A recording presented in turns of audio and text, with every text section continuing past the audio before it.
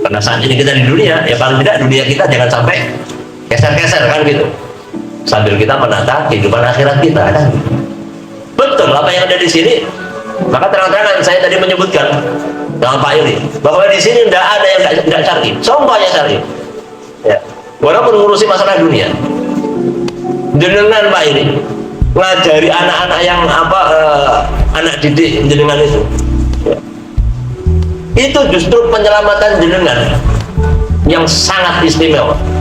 Bahkan kalau seandainya ada Rasulullah, paling Rasulullah mengapresiasi jenengan. Kenapa? Yang namanya anak muda itu kalau ketemu 3 hal pasti rusak.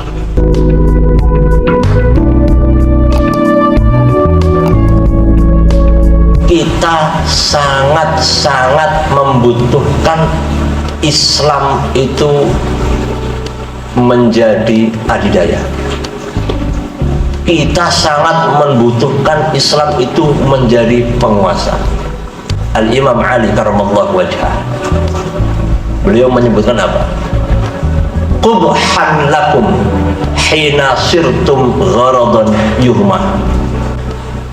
Betapa buruknya kalian ketika kalian jadi target. Betapa buruknya kalian ketika kalian menjadi target. Target apa? Ya. Target pasar, ya. Target marketing.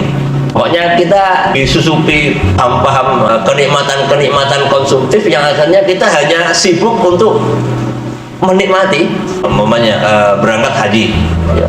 Haji sampai di sana mau belanja beli sorban di tanah suci, di tanah Mekah, tanah suci. Di sorbannya tertulis made in China. Ini kan ironis ya, ironis. Ya.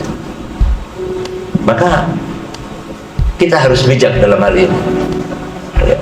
Islam itu jangan sampai jadi target. Harusnya Islam itu yang memegang kendali. Al-Islam ya'lu wa la yu'la alaih. Islam itu harus tinggi. Jangan sampai Islam itu dilangkahi. Jangan sampai Islam itu dikangkangi. Ya. Dulu ada Al-Imam Syafi'i rahimahullah ta'ala. Imam Syafi'i ini berguru kepada Imam Malik. Ya. Imam Malik ini termasuk orang yang top, alim, ahli hadis. Beliau pemilik silsilah sanad, istilahnya zahabiyah, emas. Ya. Imam Malik ya, langsung mendapatkan jalur yang paling dekat dan yang paling baik menuju Rasulullah, sanad hadisnya. Dan dengan kealiman Imam Malik itu, ternyata Imam Malik juga dibarengi dengan kemewahan hidup, ya. Sama kayak orang-orang yang punya mazhabnya mazhab Malikiyah, itu kebanyakan mereka kaya. Saya punya guru Sayyid Muhammad bin Ali al-Maliki, ya, Allah yarhamhu. Itu beliau kaya bukan main. Ya.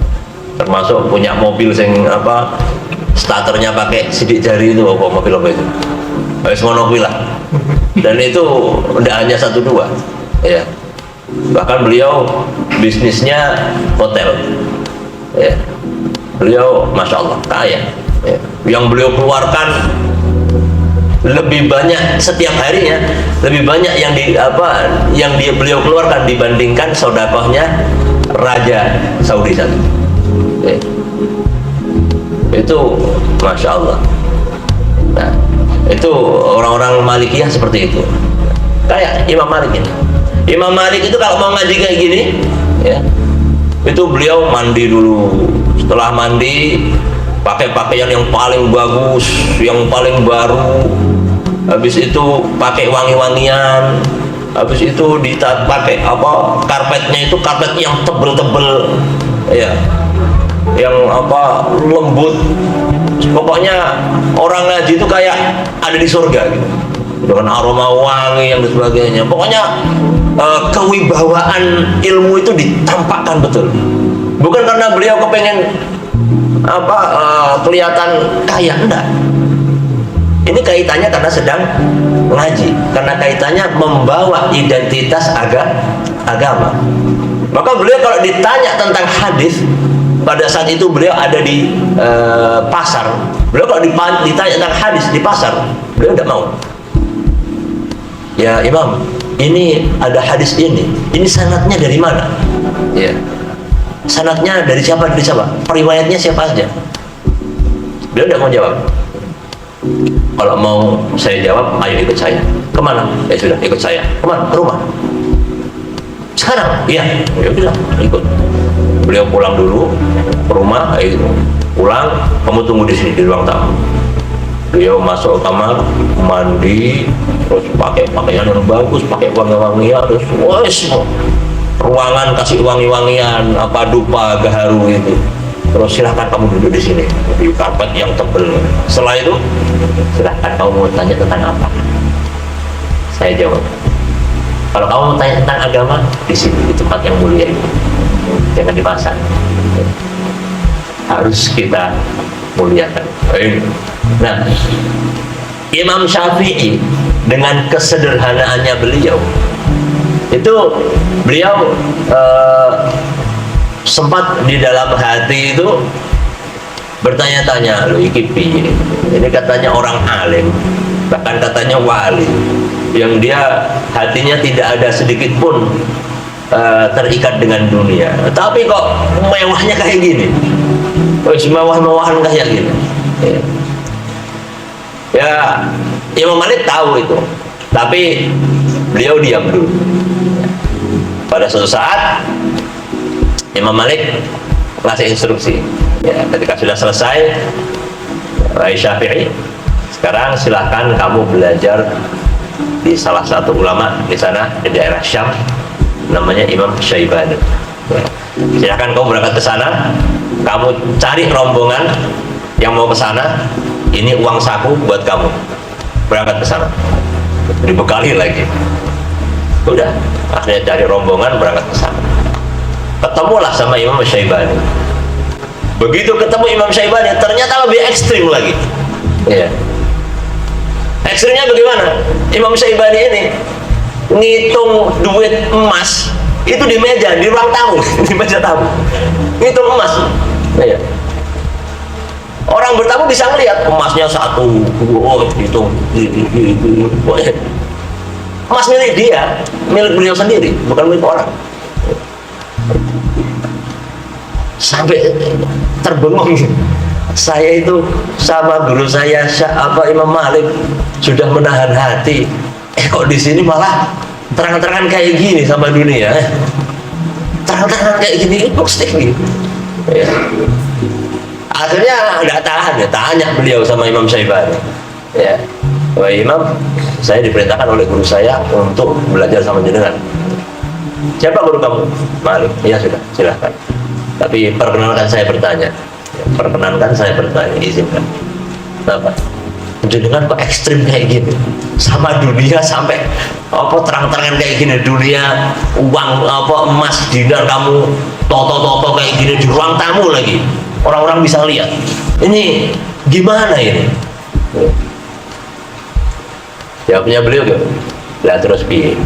Atau ya sudah, kalau memang gitu, ini uang ini kalau memang tidak boleh untuk orang soleh, ini saya kasihkan orang fasik aja ya, biar dia gunakan untuk dugem, biar dia gunakan untuk maksiat, biar dia gunakan untuk membuat lokalisasi, biar dia gunakan untuk bagaimana? Oh, si Imam Syafi'i, oh ya udah buat jenengan aja. Ya, kalau jenengan yang pakai otomatis penggunaannya lebih bermanfaat, lebih berfaedah. Paham ya sampai di sini ya? Jadi sampai kapan Islam itu identik dengan rendahan? Padahal bukan seperti itu yang diajak oleh Rasulullah. Ya. Imam Sayyidina Utsman bin Affan itu beliau kalau Rasulullah mau berjuang, ya, sedekahnya Sayyidina Utsman bin Affan berapa? 1000 dinar. 1 dinar itu koin emas seberat 4,2 gram. Berarti 4.200 gram. Sekarang 1 gram emas berapa? 900. Ya. 900 kali 4.200 berapa miliar? Wes ngono wae lah. Berapa miliar? Masya Allah. 4 miliar ya? 4 miliar sekian ya. Itu ibaratnya sak lepehan sekali. Monggo. Nah besok perang lagi, ya keluarkan lagi. Seperti itu. Jadi sangat-sangat wajar dan sangat-sangat baik apa yang ditanamkan di sini, yaitu bagaimana caranya kita produktif, bagaimana caranya kita mengelola diri biar bisa lebih efektif kehidupan kita.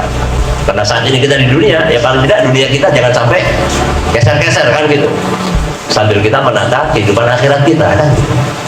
Betul apa yang ada di sini. Maka terang-terangan saya tadi menyebutkan dengan Pak Ili bahwa di sini tidak ada yang tidak syar'i, semuanya syar'i. Ya, walaupun ngurusi masalah dunia.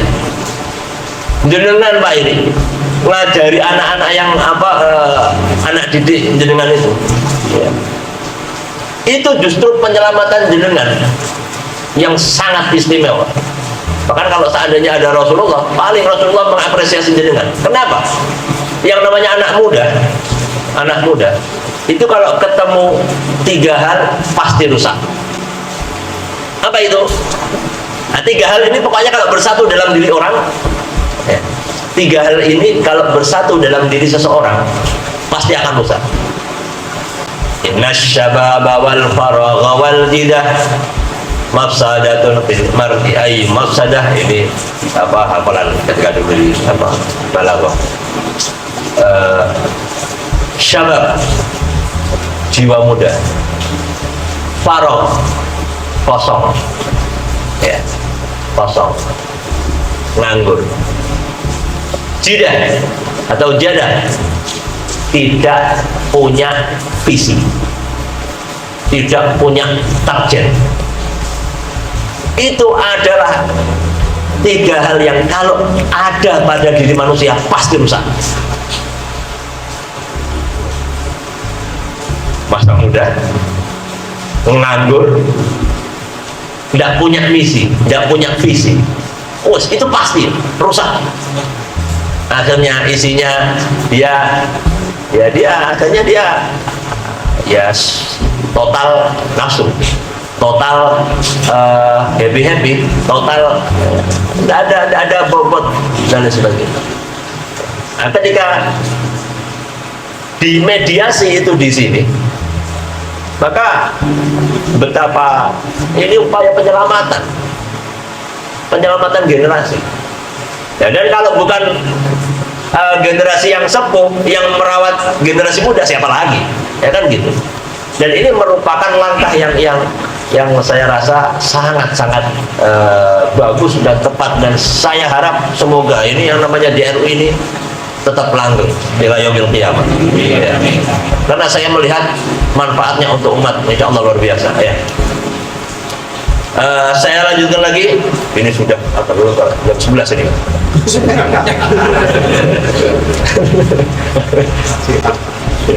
Kayak dari tadi kok kayak tegang terus ya. Ya sudah. Ada lucu di sini. Ada Imam Ghazali. Ini agak saya lompat ya. Wa amma tadyi' fa huwa annama fadla 'anil hajati min al-fawakih wal luhum wal hubub yanbaghi an yulqa fil bahri. Kalau memang kehidupan itu cukup dengan seperlunya saja, ya wes, kalau sampean punya ladang cukup untuk besok saja atau maksimal untuk 1 bulan. Setelah itu kalau masih ada sisanya, ladangnya buang aja sisa berasnya di laut. Kalau emang Ya kan gitu. Wah, nanti kalau kamu kasihkan kepada orang, nanti orang akan berterima kasih sama kamu. Nanti kamu merasa sombong. Ya kan gitu. Ya udah, buang aja di laut sisanya sudah. Biar kamu bersih. Ini kan lebih tidak masuk akal lagi. Ini ya guyon ya nyindir ya sarkasme ini. Ya memang Ghazali ini ya Masya Allah ya. Maka dilanjutkan lagi.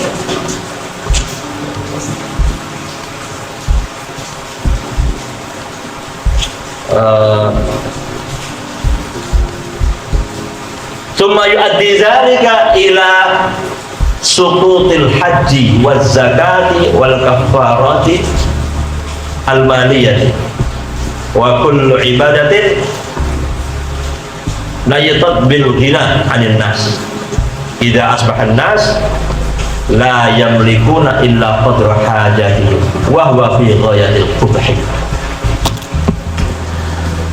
Kalau seandainya orang itu hanya cukup dengan kebutuhannya saja, ini betapa jahatnya kalau ini disampaikan kepada masyarakat awam. Wes secukupnya saja. Ini betapa jahat, betapa parahnya. Kenapa? Karena nanti akan berefek kepada yang lain. Efeknya apa? Akan menggugurkan banyak sekali sisi-sisi kehidupan fikih, ilmu fikih, syariat-syariat yang sudah Allah tata.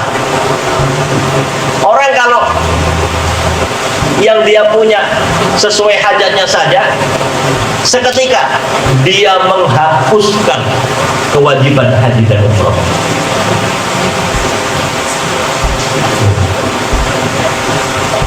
Padahal Allah sudah mencariatkan itu.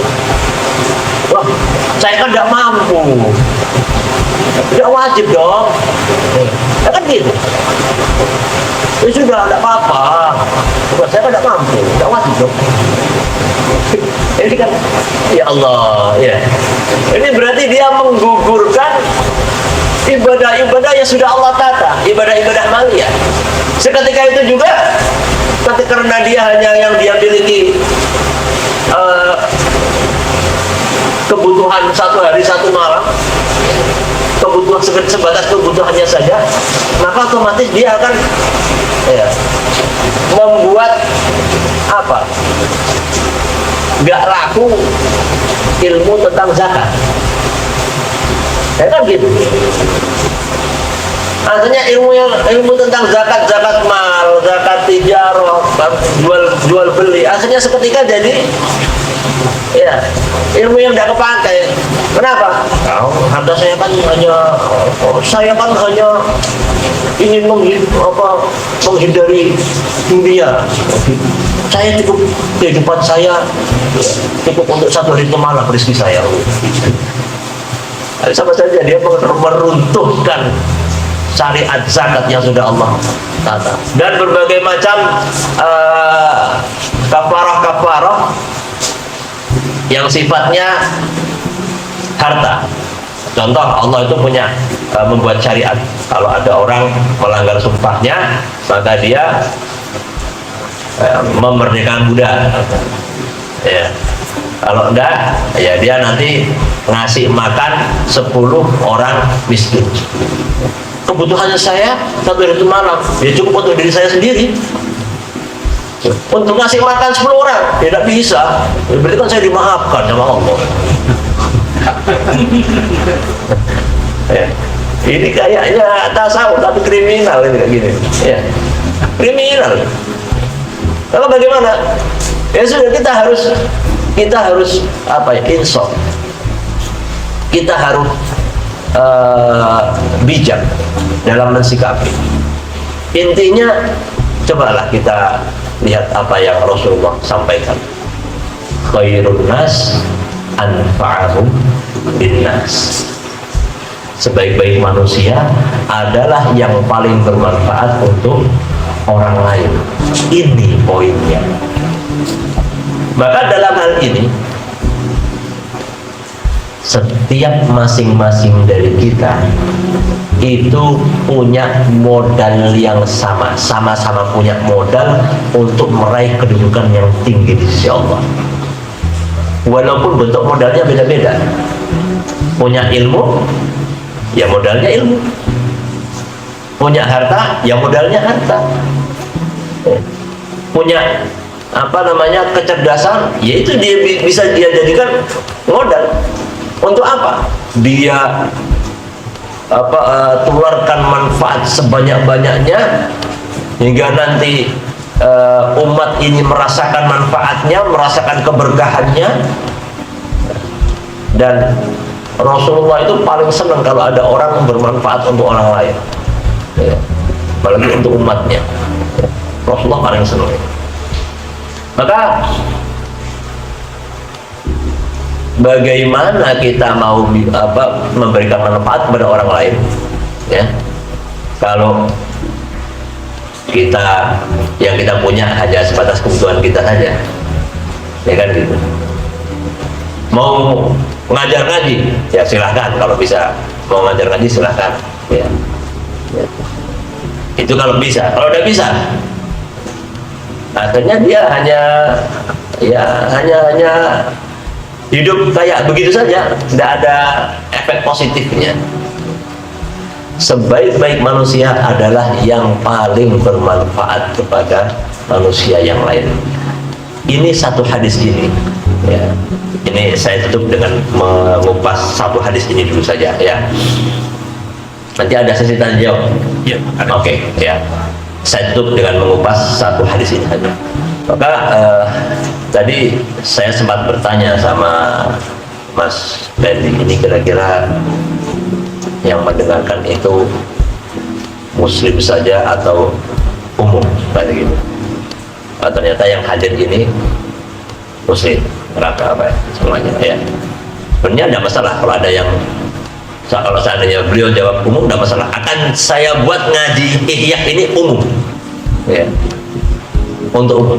Contohnya hadis ini, khairun nas anfa'uhum linnas. Sebaik-baik manusia adalah yang paling manfaat untuk orang lain. Kita lihat hadis ini. Rasulullah tidak menyebutkan khairul muslimin, khairul muslim. Rasulullah tidak menyebutkan sebaik-baik orang muslim adalah yang paling bermanfaat untuk orang lain. Nah, yang Allah sebutkan apa? Sebaik-baik manusia. Berarti apa? Ini universal. Orang Nasrani yang paling baik, ya, yang bermanfaat untuk yang lain. Orang Katolik yang paling baik, yang bermanfaat untuk orang lain. Bahkan orang ateis yang paling baik, itu yang bisa memberikan manfaat kepada orang lain. Apalagi orang muslim. Ini universal. Rasulullah itu punya keistimewaan jawami'ul kalim. Beliau sebutkan satu kata atau beberapa kata-kata itu bisa multi tafsir dan maknanya bisa meluas luar biasa. Maka hadis ini itu dengan sebutkan di mana saja pasti tepat. Di gereja umpamanya tetap tepat. Ini bentuk jawami'ul kalim, mukjizatnya Rasulullah. Sebaik-baik manusia adalah yang paling bermanfaat untuk manusia. Walaupun ya bukan berarti terus kita tarik mafhumnya, ya udah berarti kalau belum bisa memberikan manfaat berarti dia belum baik. Ya tidak juga, ya. Bisa jadi dia sedang dalam proses, ya. Dia memang belum bisa memberikan manfaat, tapi sedang dalam proses. Tidak masalah. Yang penting, tugasnya kita itu bukan menjadi orang baik. Tugasnya kita adalah terus berusaha untuk menjadi lebih baik. Siapapun kita, tugasnya kita bukan untuk menjadi orang baik, tapi terus berusaha lebih baik. Cukup demikian dari saya, kurang lebihnya mohon maaf. Subhanallah wa bihamdika asyhadu an la ilaha illa anta astaghfiruka wa atubu ilaik. Assalamualaikum warahmatullahi wabarakatuh. Ya, demikian acara ngaji pada malam hari ini. Mudah-mudahan mudah-mudahan kita bisa bertemu di kajian-kajian berikutnya.